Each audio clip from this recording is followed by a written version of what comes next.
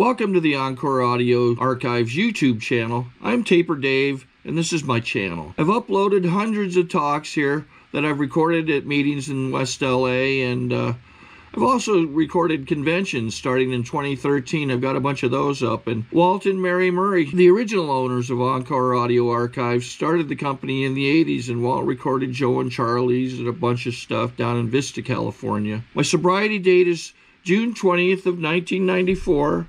I hope you find something you like, so please like and subscribe to my channel and comment down below. If you want to hear something that I don't have or that you don't see, I'll see that I get it. Anyways, take care and have a great day if you want to. And our second speaker tonight is Alan F. Big welcome.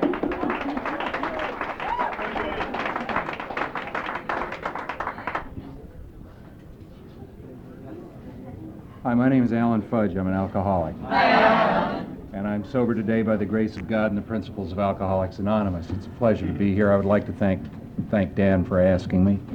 I mean that. God knows my family didn't want me home tonight, so it's good to have a place to come to.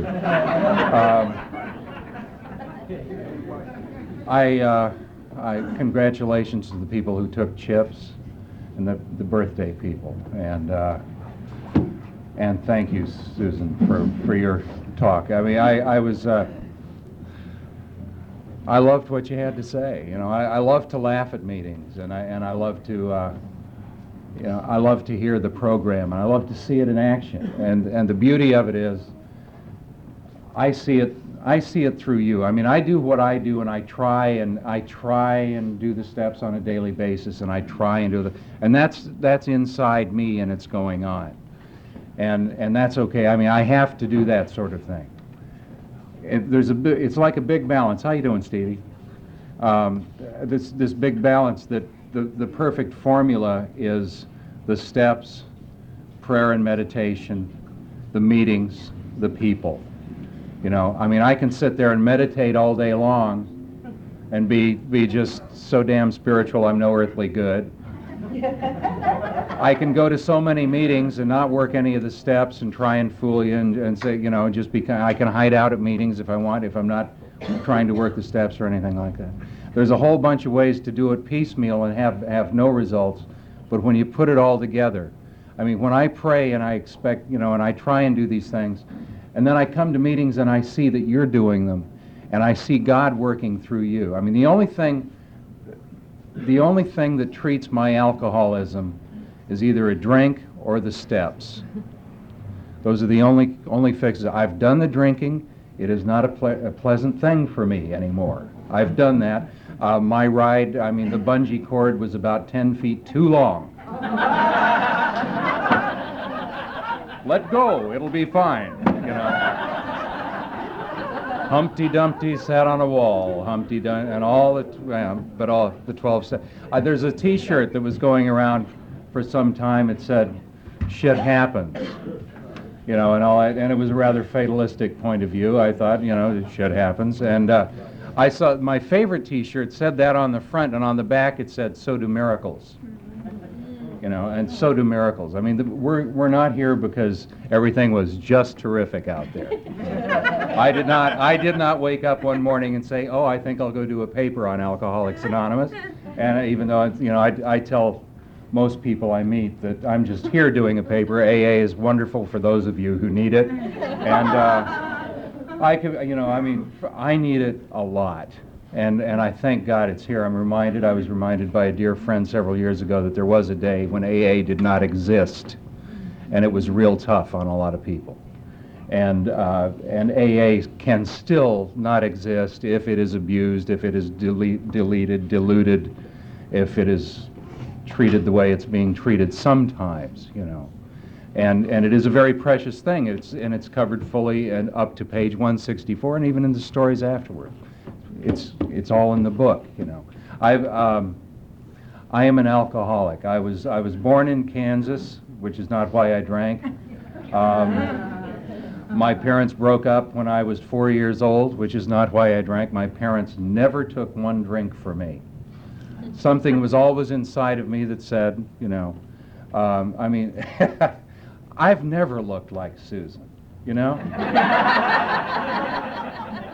I was just sitting here thinking, my God, she looks wonderful, you know, she really does. And what an example, you know, and I mean, I was thinking, when I got here, I had hair, you know? I used to use butch wax, now I use Armor All. It's all, but anyway, nobody ever did it for me but me, and I'm the one, you know, it was like finding that piece of the puzzle that finally fit after all that emptiness, all that I'm different than, all I'm more afraid than, oh, they're bigger, they're taller, they're meaner, I'm afraid, I'm whatever it is, and I put that alcohol in there, and it was like Superman's cape, you know, or Dumbo's ears. But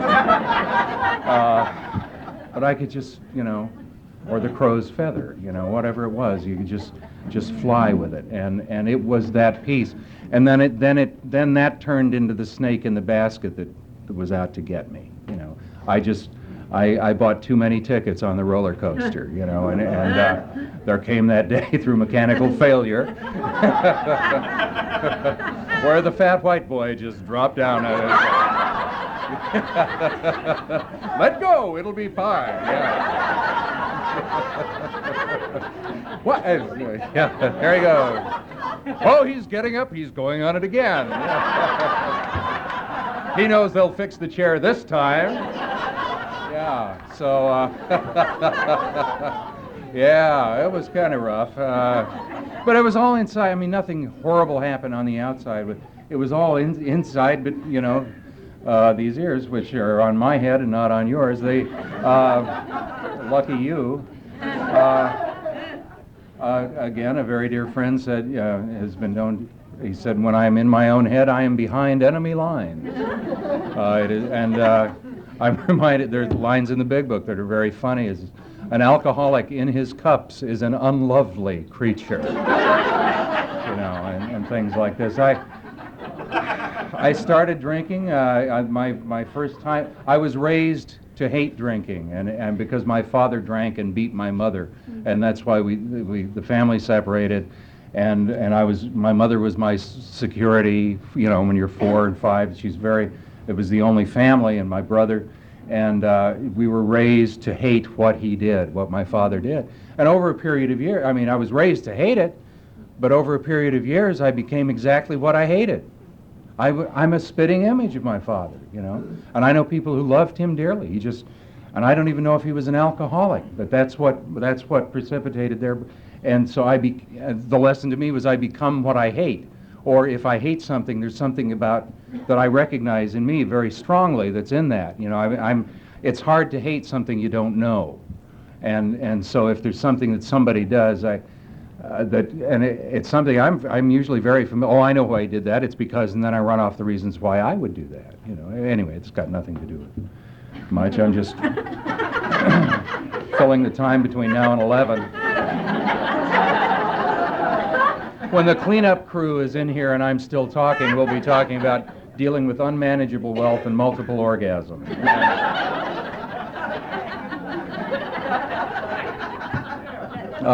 For those of you who want commitments at the meeting, cleanup commitments or anything. Anyway, I never learned how to drink like a gentleman or anything else. The first time I was conscious of the effects of alcohol. We'd gone out I grew up in Tucson, and we went out into the desert to shoot. You know, it was a thing, in 1940s, 49, 50, there was a lot of space. You could go out and just set up tin cans and pop them off, and it was fun. And we were I believe it was in August, and the only thing this guy had to drink, and August in Tucson is very warm. And he had some beer in his trunk. It was so he had the beer in the trunk in the August sun, and we were all kind of, so he let us have I think he had a couple of cans of it, and it just, my first question was, do you have any more? You know, and that remained a question of mine for a long time. You know, but the first thing, and then when I was in high school, there was always the guy who could buy booze, and he set us up on, he'd buy it on Saturdays and Sundays. We'd party, and my first supply was a quart of wine, and I drank it in 15 minutes. The next weekend I had a quart of wine and a quart of beer, and I drank that in 30 minutes. I mean, it was just get it in there and let's go. It was rocket fuel. Who cares what it tasted like? And then I cared what it did. And then eventually my older brother turned me on to Ron Rico 151, which was, you couldn't drink that and smoke at the same time, but by the time you got where you were going, you didn't care, you know. So I mean, I drank like a pig. I've heard I've heard the description. I was a chemical dump site, and it was anything you could throw in that had alcohol in it that would change the way I felt inside, would create within me that change that was necessary for me to face life on a daily basis. That's what I wanted. I just wanted it. I didn't really start any heavy drinking until I was 21, and then I really got into it, and I became very aware that I was becoming just like I was raised not to be. And at that point, I was working in San Diego. I had a motorcycle, and on the motorcycle, I could put 10 miles on a 5-mile trip because I rode like I walked, and I did that several times. I remember driving up here once, putting on something like 200 miles. Because I just, I got lost on it. I mean, I have this sense of direction that is, it's not, I'm sure it's a birth defect of some kind, but I didn't know how to get here, so I had to go back to where the 5 and the 405, I mean, I got all the way up like to Hollywood, said this is the wrong place. I had to go back and then start again, and it's it was not the work of a Rhodes Scholar, but I got where I was going, and I was just in turmoil about. I mean, it hurt a lot because I thought I've got this drinking thing. I was 21, 22, and I was sitting in Balboa Park where I worked, and one of the guys who worked there said, "What's the matter?" And I said, "This drinking. It's really." He said, "Do you want to quit?" And I said, "Yeah." He said, "Here, smoke some of this." And that became. The marijuana maintenance program became my cure until I discovered that God indeed gave me 2 hands, and I could drink with one and smoke with the other.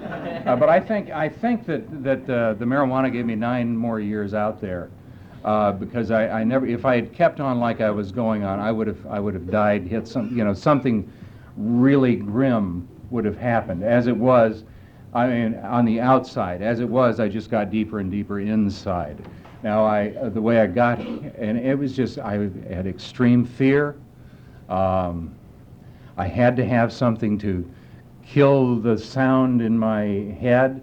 My friend Chris, who made the wonderful coffee tonight, had a button on one time that said, "Does the noise in my head bother you?" And it was like that. I mean, I had to have some kind of a damper to put it on, and that's what I needed.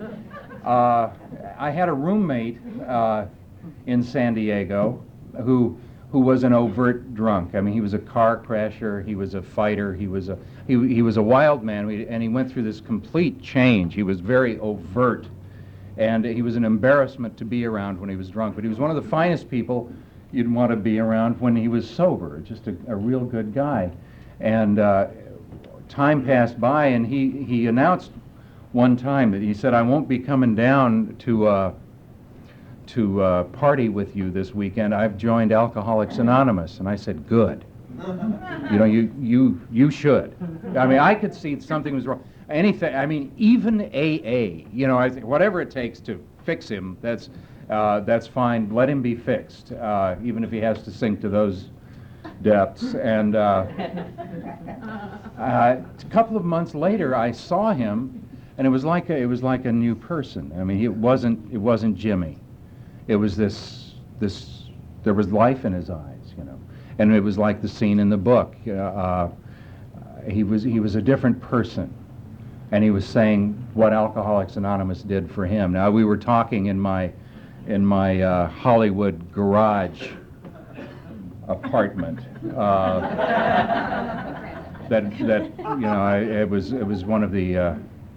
if you were drunk enough, it was really a sweet place. It had other charming attributes, and it was free, and whatnot. But it was a garage, and when it rained, there was a little puddle. I mean, it went from the back wall out the newly constructed front door, and it was as far as anyway. We were sitting in this garage talking, and he was just different. And he said something. He said, "Why don't you come and see what they're doing for me?" He didn't say, "I think you're a drunk. Why don't you?" I mean, it was the softest sell I've ever experienced, and so I went to a meeting, and I was used to living alone in Los Angeles. I had two friends. There are roughly 10 million people here. I knew two, and he was one, and the other one was out of town. So he, as an option, so he was my entertainment for that night, and I was very used to being alone. I deserved to be alone. Couldn't get a date. Shouldn't have been able to get a date. Can't get a date now. I'm married, and God bless her. Oh, she's so. Anyway, poor baby. Pray for my wife, will you? Anyway, I went to this meeting, and it was Brentwood on Thursday night, which was like for me going to Dodger Stadium, and out of that, a guy got in my way, and he asked all those horrid questions, and there's a whole a routine that I developed. I mean, it just happened. He was not the most dynamic person to get in my way. He was. I can never be sure where the message is coming from. So I've got. I mean, it's not going to come maybe from the most obvious source. It may come from the least obvious source. So my job is to listen, to ask God to direct my thinking, and to listen, because this guy got in my way. And he was between me and the door, and I was going through my real macho phase, or whatever, the way some people do, and standing with my back to the wall, and he was there, and he said, "Are you an alcoholic?" And I said, "I'm with him. He's an alcoholic." And I probably said, "I think AA is great for people like you who need it." And he said, "Well, do you drink?" And I said, "Yeah." And about this time, I'm starting to have images of having to walk over this son of a bitch, and because he's starting to get to me, and I said, "Do you drink?" I said, "Yeah, sure, everybody does." And he said, "Well, can you quit?" And I said, well, of course I can quit. How long have you drunk?" He said, "Well, 9 years. I mean, and the questions are coming a little harder and faster, and a little more home. But by the end of the conversation, he had given me the 20 questions. He had me mad enough at him to stay sober at him for 30 days. He said, "Why don't you try 30 days?" And just to prove to him that I could do it, I said, "Yeah, I'll do 30 days." And so I did 30 days at the expense of my friend who took me to the meeting, calling him early in the morning, and we would go all over. I learned this town because of the AA meetings. And I had no concept of really where I was in Los Angeles, and I have stories to back that up. But I mean, and they get very recent. I'm just I feel like Ray Charles walking down the street sometimes. Where the hell am I? How did we get here? Why are we here? And things, but. I learned what I know about this town because of the meetings, and it was a very active 30 days because I had a lot of energy. I wasn't drunk. I wasn't stoned. I was up. I was running around. I was bothering my friend, and we were going to meetings. We'd go to Laguna on Fridays. We'd go up to the Palisades on Mondays. Monday night, the step study on Mulholland. Tuesday night, 2+2. Wednesday night, I forgot where we went. Thursday, Brentwood. Friday, Laguna. Saturday, I mean, we were all over here. 30 meetings, 30 days, and it was like a bad day when we didn't go to meetings. We talk, and I'd go down. I had a sponsor in Laguna because he was far enough away not to bother me. It was a toll call, and he was a writer, and he was just starting out, and So I knew he wouldn't bug me too much, but I would go down there and I'd really want to talk to him, and I'd say, Tom, you know, I'd start going blah, blah, blah, blah, blah, blah. He said, fine, listen, while you're talking, why don't you vacuum over there? And so I'd be vacuuming and go, oh, well, goddamn it, you know, and get it all in my system, and then we'd start and we'd do something, and oh, man. They put up with so much, and he was a very close friend of Bobby Earl's, and they took bets that I wouldn't make it, and I didn't. I lasted 2.5 years, and I went out because I had not gotten involved in the program. I had no commitments. I would go to meetings to socialize. I would say I was working the steps, and I thought I was working the steps. I heard Clancy the other day. He lays things out so beautifully. He said you can go to the meetings and you can go convince the people and do all this stuff, and you can just be, you know, you can fool them at the meetings. He said, but at 3 o'clock in the morning when you're sitting there alone, he said, you can't fool the dark. And there were so many mornings, like 3:30 in the morning. Okay, God, let's part them waters and buckle my ephod, and we'll just charge ahead. And well, it gets scary, you know, when you don't really have any. An ephod is an overcoat covering that they used in the Exodus. If you can muddle through Exodus, you can find out what an ephod is. It's just an inside joke. I don't know. When I had hair, it made more sense. But the point was, I had nothing. There was no substance to my program. It was all front. And when the rubber hits the road and there's no substance in there, the house crumbles. It just crumbles. And I did. I went out for 6 months, and the problem with that was every place I knew in Los Angeles, because of AA meetings, every place I went, there were AA people. And so I couldn't hide out because I went to these places. I used to like to fish. I'd go to Paradise Cove when they'd rent out the little skiffs, and it was beautiful. You could go there and just fish. 6:30 in the morning in the fog. In the fog. I was ready for the skiff to go in. I'm ready for a blissful day. I hear, hey, Alan, been to any meetings lately? Bob Horrigan. You know. And I think maybe he laughed when he said, I don't know, I don't really know. But I ran. I mean, it was just dismal out there. And when I came back, I came back on my original birthday, which is May 21st. Now, I'm coming up on 30 years. May 21st, 2006. I will have...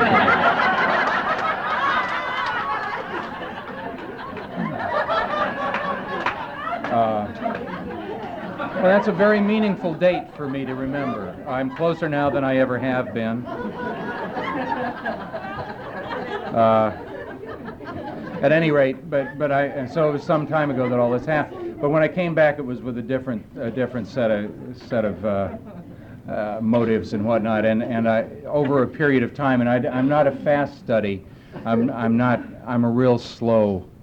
You know, I do just about what I have to just to feel.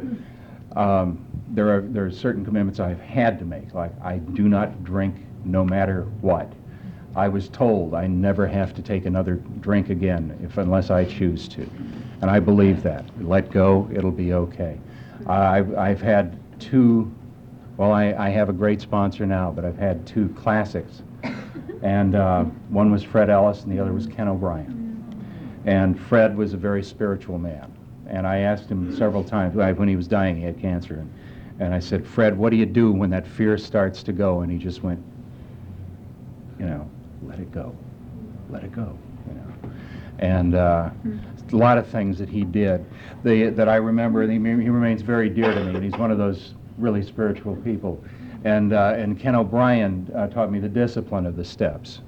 And again, I mean, I learned the words and I learned all this stuff, but the test of it comes in my daily, in what I do every day.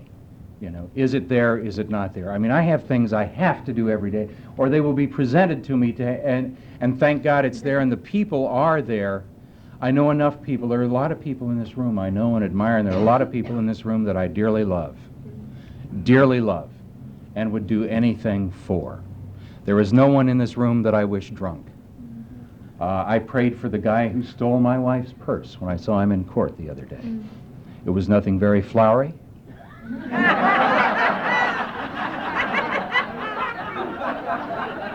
But I prayed for him. I'll tell you about how it was that when I had 30 days sober my first time, I went to a convention in Palm Springs. Chuck C. was going to be the big speaker there, and it was the first time I ever saw him. And you wear a little badge, and because shows where, and you go into the meeting, and I got into it with the guy at the door because I didn't have my badge on just right, or maybe I had it in here or something, and I was irritated, and I was just steaming, and I found my friend, and there was this lovely black lady from Las Vegas, and I don't remember her name. But she said, "Child, what's wrong?" And I said, "Well, this house, I have a bitch at the door." And he said, "Oh, we don't have your tag on it." Well, I just felt like beating the heck out of him. And you know, and he said, "Well, you're going to have to pray for him." I said, "Oh, yeah, sure." And he said, "Don't make it very far. Just say, God bless him, the son of a bitch." Then, I mean, I remember I had 30 days. So, and she shook my hand, and she took it, and she shook it, and then she looked at it and said, "Oh, child, you're new."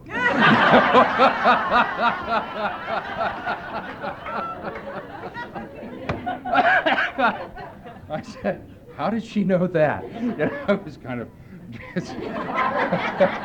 Excuse me, I didn't mean it. Anyway, the beauty of it is that it's given, you know, God, Fred used to say, God gives the big crosses to the big hosses. And it has never been my desire to be a big hoss. There's a lot of things that it just seems like I can't handle them, but I know that if they are going on, God has something in mind. You know, the steps lead me to God. God is all there is that's going to keep me sober. I am here for some kind of reason. I am in AA meetings for some kind of reason, whether it's to be helped or to help. Sometimes I may do something that may offend somebody, and I'm sorry. You know, it is not in my heart to want to do that. Sometimes you can say something that somebody will repeat to you 5 years later or a week later. If I quoted something to somebody, you know, and a week later I'm in a funk, and this sweaty little newcomer comes up and says, "It happened with Steve. It happened with Steve." I don't know, I carry a soapbox around with me wherever I tend to, you know, do that. And I guess I must have talked to Steve. "Oh, you find a newcomer, and you get a seat there. You're feeling bad, you find a newcomer, and you try and go to a meeting to give rather than to get." And I came in one night, boy, it hurt. I ran into that, ran into Steve. Steve said, "Well, find a newcomer. Take a seat, have some coffee, and come to the meeting to give rather than to get." And you know, so you never know. It was the last thing I wanted to hear and the last thing I wanted to do, but I knew it was the only solution, you know, and that happens all the time around here. I'm fortunate enough to be able to hear people. You know, I try and listen. If I can just keep the noise in here down enough. And what Susan said reminded me of I listened to some of that big book study stuff, and the guy in there did a neat trick. First of all, going back to what you said about the ride, you know, I was reminded of this part of the book. It said, and it's on page 86, and it says, "In thinking about our day, when you get up in the morning, what do you do?" I mean, there are directions for all this stuff except how to do your dishes, you know, and that's why I use paper plates. I do have the coffee cup washing commitment for this meeting tonight, and I'm very, you know, thank God they're paper cups. I wanted to be the cookie lady at an OA meeting, and figuring that by not showing up, I would be of service. But anyway, this says, "In thinking about our day, we may face indecision. We may not be able to determine which course to take. Here we ask God for inspiration. Show me what to do." We relax and take it easy. We do not struggle. Relax, let it go. And the other thing this guy did, he read the promises, and he added one phrase. And it was a very telling thing for me. What he did was he put it in terms of having had a drink, because I remember what having a drink did for me. Having had a drink, I knew a new freedom and happiness. Having had a drink, I did not regret the past or wish to shut the door on it. Having had a drink, I would comprehend serenity and would know peace. No matter how far down the scale I had gone, I would see how my experience could benefit others. Having had a drink, that feeling of uselessness and self-pity disappeared. I lost interest in selfish things, and I gained interest in my fellows. Self-seeking slipped away after I had a drink, and my whole attitude on life changed. Now, the thing was, that was true when I drank. It's also true now because of the steps, because the only solution, the only cure for my alcoholism is either a drink or the steps. And there's a great line in the end of the long form of the 12th tradition, and that I love a lot, and it says, this principle of anonymity has immense spiritual significance. It reminds us that we are to place principles before personalities. We are actually to practice a genuine humility. This to the end that our great blessings may never spoil us, that we shall forever live in thankful contemplation of Him who presides over us all. I like that, and I'm going to try and, kind of let go, and thank you very much for that.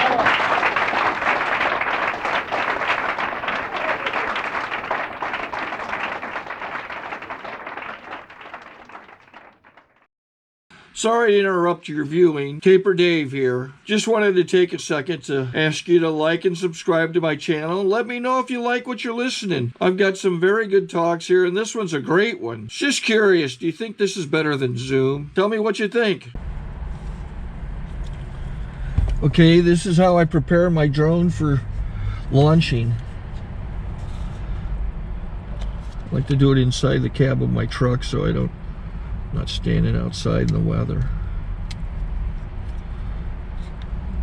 To install the joysticks for control, up and down, right and left, powered on. I have an Android phone that I use to connect it to the drone with. And it's actually controlled through the iPhone, through an app. Oops, wrong way. It's actually controlled through the iPhone, or through this Android phone, through the app. It's actually controlled through the Android phone, through an app, and you connect it through this short connection right here.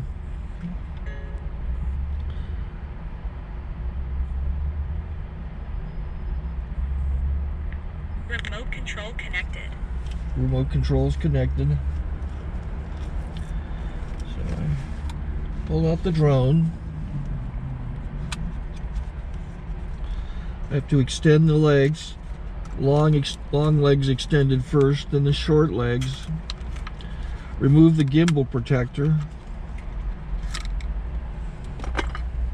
Set that aside, then power it on one short burst, then one long burst.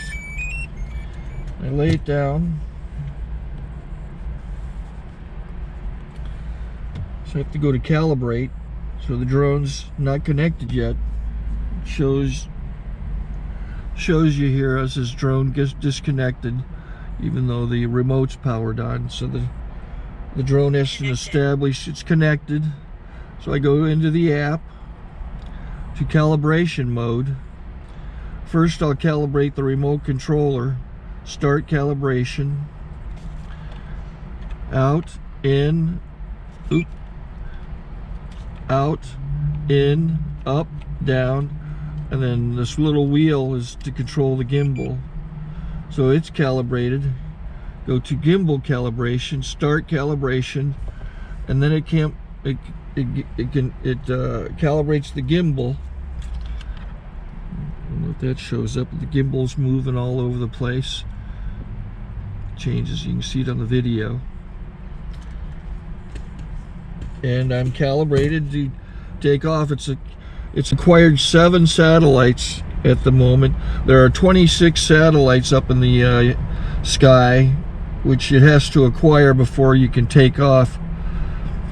So it's connected. It's got enough satellites. This is white. I can go to press this little arrow button, swipe right to take off, and it would start the motors if I slid this to the right. But I'll wait till I get outside. Don't want to do it inside.